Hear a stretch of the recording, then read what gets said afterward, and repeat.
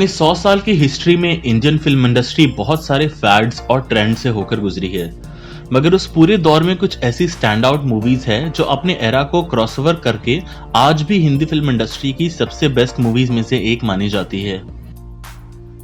Welcome to sound pasta और आज हम काउंटडाउन करेंगे हिस्ट्री की सबसे बेस्ट हिंदी मूवीज का। 10 अलग अलग स्टाइल ऑफ मूवी मेकिंग और जॉनर से ली गई कुछ ऐसी फिल्में जिन्होंने अपने एरा को डिफाइन करने के अलावा अपने टाइम में एक कल्चरल छाप छोड़ी। ऐसी मूवीज जो फिल्म मेकिंग के नजरिए से स्टैंड आउट मास्टरपीसेस थी या पॉपुलर नोशन में थी सबसे बेस्ट। इस लिस्ट में कुछ ऐसी मूवीज भी है जिनके बारे में शायद मेजॉरिटी लोगों ने ना सुना हो, मगर पॉपुलैरिटी के बेसिस पे मूवीज को जज ना करते हुए ये लिस्ट सिर्फ स्टैंड आउट आर्ट और मूवी मेकिंग के एग्जाम्पल को सेट करने वाली जेम्स को ही लिस्ट करेंगी। ऐसी फिल्में जो सिर्फ आर्टिस्टिकली प्लीजिंग ही नहीं बट फ्लॉलेसली डायरेक्टेड और कॉम्प्लेक्स भी थी। इससे पहले कि हम अपनी लिस्ट स्टार्ट करें, don't forget to subscribe to our channel for more such top 10s, views, reviews from Indian cinema and beyond. Here are the top 10 best Hindi movies of all time. Sahib बीवी और गुलाम। Indian cinema के black and white golden age से निकली हुई ये classic Bimal मित्रा की masterful Bengali novel पे based है। उस टाइम के हिसाब से इस मूवी के कैरेक्टर्स काफी इम्परफेक्ट, कॉम्प्लिकेटेड और बहुत ह्यूमन थे, and they were beautifully acted out by the film's leads Meena Kumari and Guru Dutt. अपने एरिस्टोक्रेटिक हस्बैंड को खुश करने के लिए इस फिल्म में मीना कुमारी की कैरेक्टर अल्कोहल एडिक्ट हो जाती है और इस कैरेक्टर की डेस्पिरेशन को मीना कुमारी ने ब्यूटीफुली एग्जीक्यूट किया था एक पावरफुल परफॉर्मेंस के साथ। अनफॉरगेटेबल म्यूजिक, सिनेमाटोग्राफी और परफॉर्मेंसेस के साथ ये है one of the biggest classics of Hindi cinema. भूमिका। इंडिया के पैरेलल वेव सिनेमा के जाने माने डायरेक्टर श्याम बेनेगल की मास्टरपीस जो डील करती है कॉम्प्लेक्स लेयर्ड कैरेक्टर्स और उनके आपस में पेचीदा रिलेशनशिप से। 1940s की फेमस मराठी एक्ट्रेस हंसा वाडकर की लाइफ से इंस्पायर्ड इस फिल्म में हंसा के बचपन से लेकर उनके middle age turbulent marital life को पूरी ऑनेस्टी के साथ दिखाया गया है। एक अनकन्वेंशनल और चैलेंजिंग स्टोरी होने के बावजूद भूमिका is real and honest and the movie itself is shot and filmed with sophistication beyond it's years. अपने टाइम के हिसाब से इस मूवी को इजीली बॉलीवुड की सबसे वेल मेड बायोपिक्स में से एक कहा जा सकता है।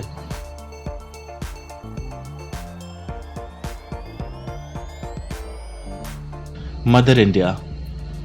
रूरल इंडिया को एक मेलोड्रामेटिक तरीके से डिपिक्ट करती है हार्ट ब्रेकिंग और हार्ट वार्मिंग मूवी रिलीज हुई थी ईयर 1957 में, जिसके नेक्स्ट ईयर इसको बेस्ट फॉरेन लैंग्वेज के ऑस्कर के लिए भी नॉमिनेट किया गया था। पावर हाउस परफॉर्मेंसेस के अलावा इस मूवी की coming of age story Indian zamindari से किसानों पर होने वाले जुल्मों पे कॉन्सेंट्रेट करती है। कैसे एक्सट्रीम पॉवर्टी और स्ट्रगल के बाद एक रूरल इंडिया की फैमिली सर्वाइव करती है। A must-watch classic if you want to study the art of Indian movie making from this time.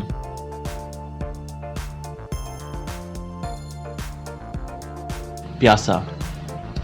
1957 में रिलीज हुई प्यासा हिंदी फिल्म इंडस्ट्री के ब्लैक एंड व्हाइट दौर की सबसे आइकॉनिक मूवीज में से एक है। गुरुदत्त की डायरेक्शन में बनी ये फिल्म एक स्ट्रगलिंग पोएट और राइटर की कहानी है जो अपने आसपास की दुनिया और लोगों के मतलबी बर्ताव से इंस्पायर होकर अपनी नज़में लिखता है और एक लंबे स्ट्रगल के बाद ये नज़में और पोएम्स एक प्रोस्टिट्यूट की हेल्प से फाइनली पब्लिश होती है। इन्हीं दोनों कैरेक्टर्स के बीच में एक अनयूजुअल लव स्टोरी होने के अलावा गुरुदत्त के ट्रैजिक आउटलुक से इंस्पायर्ड ये मूवी एक स्ट्रॉन्ग सोशल कमेंट्री भी है, which is further amplified by a powerful sound track composed by S D. Burman and sung in the soulful voice of Mohammed Rafi. A timeless musical masterpiece. अंकुर।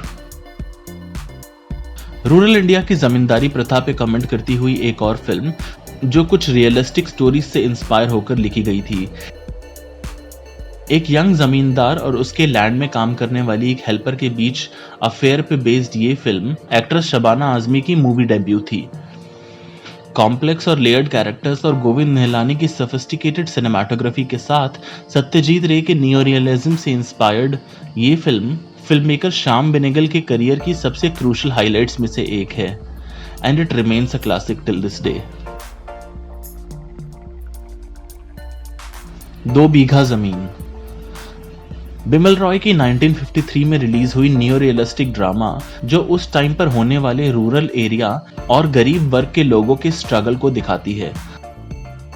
रविंद्रनाथ टैगोर की एक poem पे based इस film में बलराज साहनी का character Shambhu Mahato अपने बेटे के साथ कलकत्ता शहर में अपने गांव की पुश्तैनी जमीन को बचाने के लिए आता है। बट शहरी लाइफ में मजदूरी और स्ट्रगल करते हुए उनको अलग अलग चैलेंजेस फेस करने पड़ते हैं और उनकी जर्नी और ज्यादा कॉम्प्लिकेट होती जाती है। उस समय के लोअर इनकम सेक्शन को एक रियलिस्टिक तरीके से दिखाने के लिए ये मूवी हिस्टोरिकली और कल्चरली इंपॉर्टेंट तो है ही, but it does not miss out on its entertainment value. A true masterpiece from the late Bimal Roy.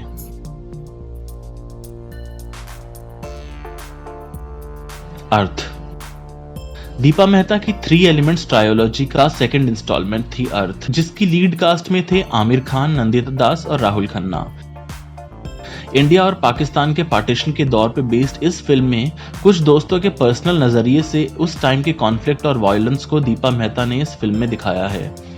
Hindu मुस्लिम का ये डिवाइड कैसे इन दोस्तों के पर्सनल कॉन्फ्लिक्ट्स में और ज्यादा आग डाल देता है और कैसे इनकी आपसी स्टोरी का कंक्लूजन एक ट्रैजिक एंड पे होता है, इस फिल्म में ब्यूटीफुली दिखाया गया है।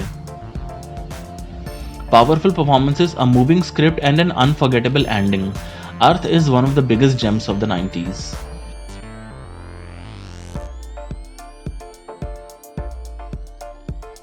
स्वदेश। आशुतोष गोवारिकर की अभी तक की सबसे best film, and yes that means even better and even more moving than his Oscar nominated flick Lagaan. Swades revolve करती है नासा में काम कर रहे एक इंडियन साइंटिस्ट पर जो अपनी रूट्स को डिस्कवर करने के लिए एक बार फिर इंडिया आता है और अपने नजरिए से यहाँ की प्रॉब्लम्स और उनके सॉल्यूशंस में उलझ जाता है। स्वदेश में बहुत सारे ऐसे सीन्स हैं which are great examples of masterful film making and the genius of Ashutosh Gowariker. और इसके साथ ए आर रहमान का अनफॉरगेटेबल म्यूजिक इस फिल्म को अलग ही लेवल पर ले जाता है। Perhaps one of the most rewatchable films on this list, with Shah Rukh Khan at his absolute best and most charming.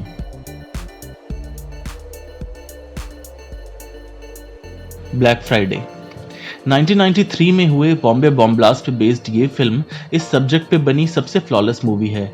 एक स्टाइलिश नियो न्यूआयर की तरह आगे बढ़ती हुई इसकी कहानी पास्ट और प्रेजेंट में चलती है, जिसमें पुलिस के बॉम्ब ब्लास्ट के बाद हुए कंट्रोवर्शियल इन्वेस्टिगेशन के अलावा उस पूरी कड़ी को दिखाया गया है जिसके पीसेस जोड़कर इंडिया की हिस्ट्री के सबसे डेडली टेररिस्ट अटैक में से एक को प्लांट किया गया था। एक कंटेम्प्रेरी सब्जेक्ट होने के बावजूद ये मूवी बिलीवेबल भी है और रियलिस्टिक भी। And despite being a crime drama, it manages to retain its soul and pass on its crucial message to the audiences by the end. One of Kashyap's best works for sure. अपना number 1 reveal करने से पहले here is a look at some of the honorable mentions on our list.